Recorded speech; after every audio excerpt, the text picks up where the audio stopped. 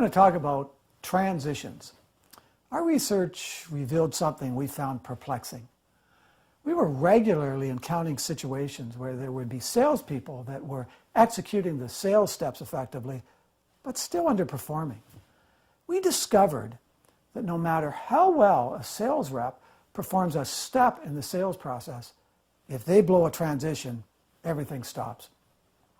Transitions represent the way we move customers from one step in our sales process to the next. When I was a young man, I worked on a farm, and we had this old International transport truck that we used to haul hay. Switching gears in this old truck was like walking a tightrope or playing a violin. The slightest wrong move and you couldn't get it into gear. When that happened, you'd lose momentum and everything came to a stop. Similarly in sales, there are key times when we need to transition customers from one step in our sales process to the next. If we blow these transitions, everything stops. Let's look at a couple of examples. In both these cases, salespeople have greeted a customer. Now they're trying to transition that customer to a needs assessment. Hey, George, I have a number of questions I need to ask you. We have this worksheet we go through with most of our customers. Can we just do this? I don't have time for this today. Do you actually have a Z2 I can look at? Let's look at the second approach. Okay, George, just to get you pointed in the right direction and best utilize your time while you're with us today, do you mind if I ask you a couple of quick questions? No problem. Great. Have a seat. The second approach, I think, was a better transition from a greeting to a needs assessment. Whatever step you're at in the sales process, the way of looking at it is that the thing you're selling next is the next step in your sales process.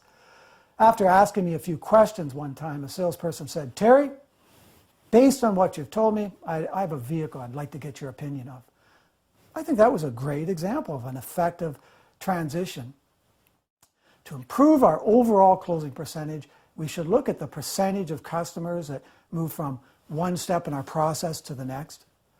More often, I help salespeople improve performance by tuning up their transitions than I do necessarily by helping them perform the steps in their process. I was working with one organization, and the sales manager mentioned that he had one salesperson who seemed to be executing the steps effectively, but was still underperforming. When a manager tells me this, I know the problem is a transition problem. So I asked if I could spend an hour in the boardroom with this top salesperson, their top salesperson, and the rep that was struggling. In the boardroom, I had the top rep record on a whiteboard the exact words and approach he used when transitioning customers from one step in their process to the next. I then had the struggling sales rep stay in the boardroom and memorize those transitions.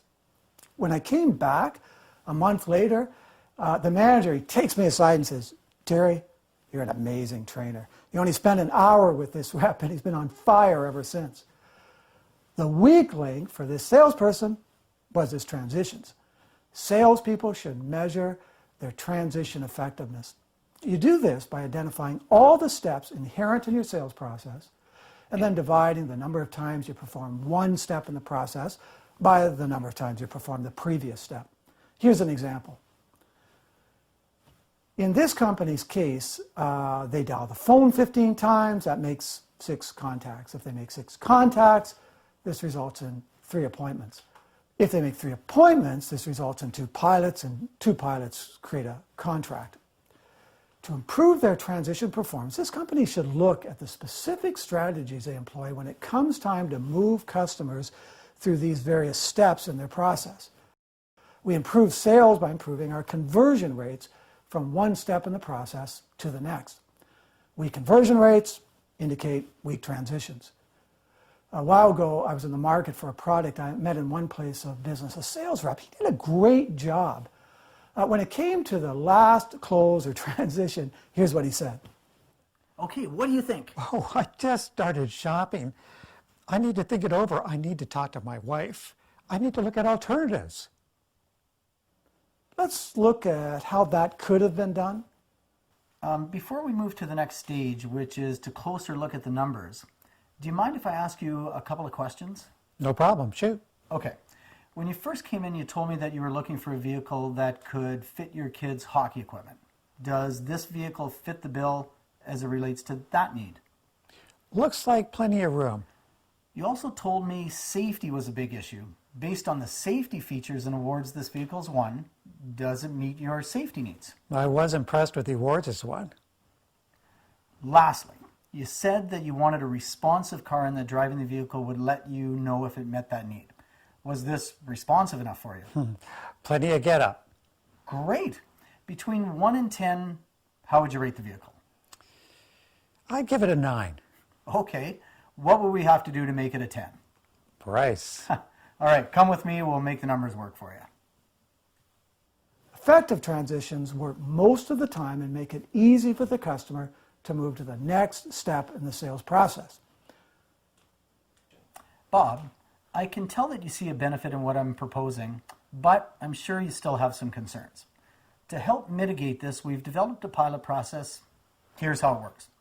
We arrange to pilot the first stage of the program. After the pilot, we stand back and evaluate the results. This way, you can determine the best way to move forward. For most of my clients, this provides an easy way to determine if our program is a fit for their organization. How do you feel about the pilot? Sounds great. That will help us get a clear picture of how we can work together. Great. Let's work out the details in organizing a pilot. An effective transition is clear, it's assertive, it makes sense from the customer perspective. So list the steps in your sales process and take a close look at how you're currently trying to move customers from one step in your process to the next. Okay, let's do a summary. In every sales process, there are key times that we must transition customers from one step in our process to the next. Everything stops if we blow the transition. Effective transitions work most of the time and make it easy for the customer to move to the next step. Effective transitions provide a benefit to the customer to move to the next step and are clear and assertive.